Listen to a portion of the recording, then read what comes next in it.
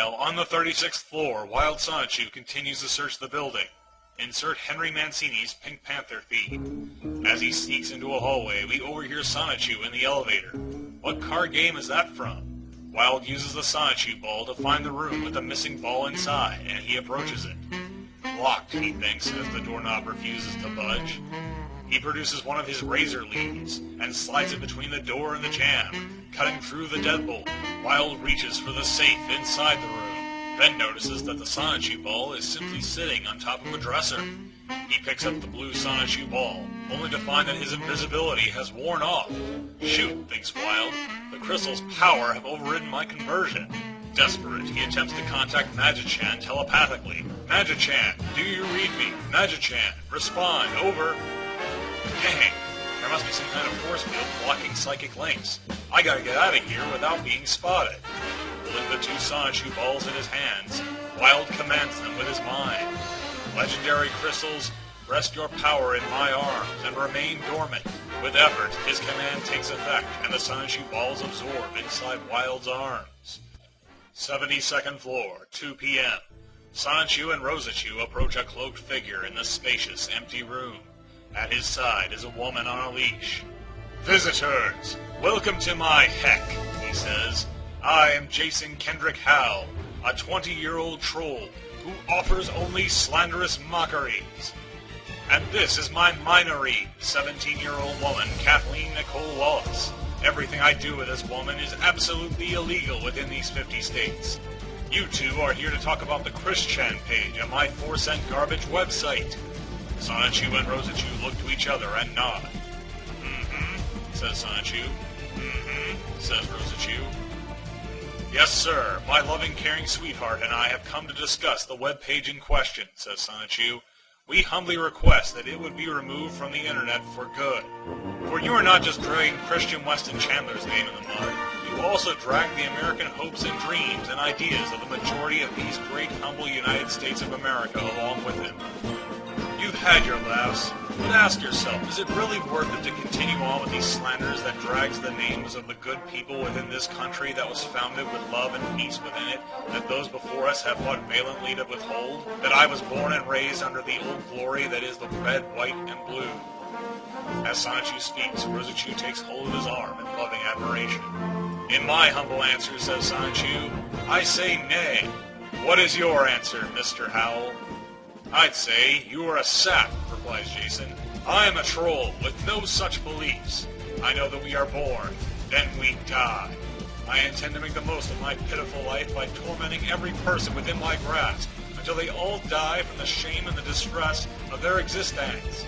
The page will stay up. This meeting is over. What'd you say? growls Sonichu. Enraged, Sonichu attacks Jason with a powerful blast of electricity, but Jason calmly deflects the attack with a force field from his hand. Sonichu charges Jason with his blinding speed. Ah! He shouts, throwing a punch. But he finds himself frozen in midair, suspended by Jason's telekinetic power, his fist inches from Jason's hooded face. Rosachu looks on in horror as Jason raises Sonichu into the air and flings him across the room. Whoa! Says Sonichu. Rosachu holds out her hands to catch him, and he lands with a thump into her arms. Sonichu? She asks, cradling him in her arms. Are you all right? Sonichu? Sonichu? Sonichu mumbles. What? Asks Rosachu. My angel was right on time, Sonichu says wearily, to catch my home run. Ah, says Rosachu, hugging him. Helping him to his feet, Rosachu turns the lead. Sonichu, let's go, she says. There's no reasoning with that jerk. But, protests Sonichu. Forgiveness, she says, just like Joseph taught us. They leave, arm in arm, and Sonichu takes one last, bitter look at the villain who has humbled him so completely. I wish to pause for a moment to elaborate a from-behind hug between Sonichu and Rosachu. As pictured in Figure 1, for either one, his/her spikes are somewhat flexible, to be bent in towards the owner's body. And, as shown in Figure 2, the other's body is capable of pushing the spikes inward towards the owner, thus not, in any manner or form, able to hurt the hugger's body. Also, the skin for both Sonichus and Rosachu's under their fur is leather tough. Thank you for reading. On the 36th floor, Wild Sonichu clings to the ceiling to sneak out of the room, and uses his vine line to snare a nearby wall. Clinging to the main column at the center of the building, Wild climbs out and drops to the ground floor. On the 72nd floor, Jason taunts the hedgehogs as they leave. That's right, Rosachu. Go, he says. Go and play with your pickle. Adding injury to insult, he throws a pickle at the two, hitting Rosachu on the back of her head. Overcome with rage, Rosachu kneels down to pick up the pickle and crushes it in half in her fist. Seething with fury, Rosachu's eyes turn blood red, and a crimson aura of rage surrounds her body. She glares menacingly at the shadowy Jason, while a confused Sonichu looks on. Sonichu, she says, unzipping her shoes, get ready to fetch my clothes. Sure, says Sonichu. Rosachu leaps into the air, leaving her shoes behind. Rosachu's thoughts. I am the power. I am the warrior. I am the almighty woman. True to all of my gender, I will overpower any evil or good man who defies us, and make Hum succumb to our will. I have the almighty uterus. That makes me strong and super powerful enough to protect the loved ones within me until they emerge to their glorious birth. By my ferocious will, I shall punish he who has defiled my people with the worst unnatural addition ever by this one's heinous hand. I am woman, Rosachu screams. Hear me roar. Roar, roar, roar, roar, she screams as she looms menacingly over Jason's head, completely nude. She hits Jason crotch first in the face and wraps her legs around his neck and her tail around his back. Horrified, Jason makes no move to defend himself, as Rosachu sneers with a sadistic smile on her face. She plants her fingers into Jason's exposed scalp and rips into the flesh of his head. Like a crazed demon, she gleefully bites down on the wound she has created and releases a titanic surge of electrical power. Whoa, thinks Sonichu, observing the carnage from afar. Jason collapses, his true face revealed. I should be dead, he thinks, lying on the floor with blood pouring from his head. But dark forces keep me alive. What a show! Landing at Sonichu's feet, Rosachu collapses in exhaustion. Rosachu, are you okay? Asks Sonichu. Sigh.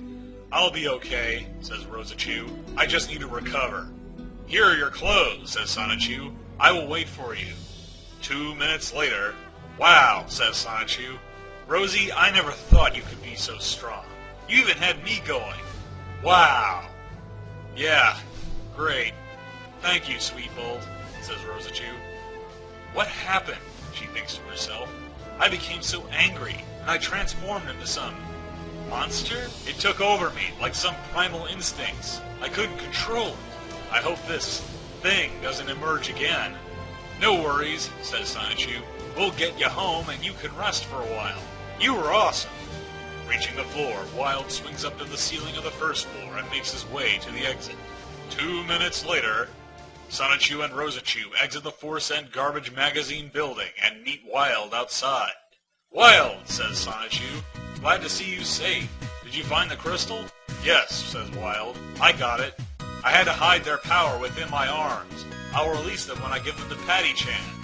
Well, I'm afraid our mission was not a success, says Rosachu. That Jason K. Howell is a real jerk.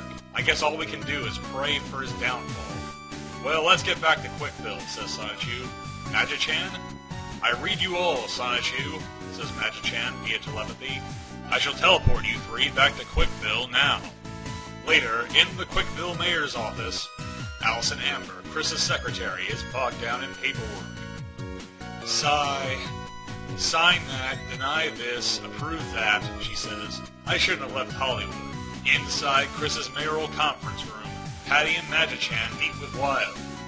You have the crystals, says Magi-chan. Yes, says Wild. Holding out his hands, he thinks. Legendary crystals, hear my call. Reveal your powers from my arms' hallowed halls. The purple and blue Sonichu balls reappear in Wild's hands, and he places them onto the display with the other two.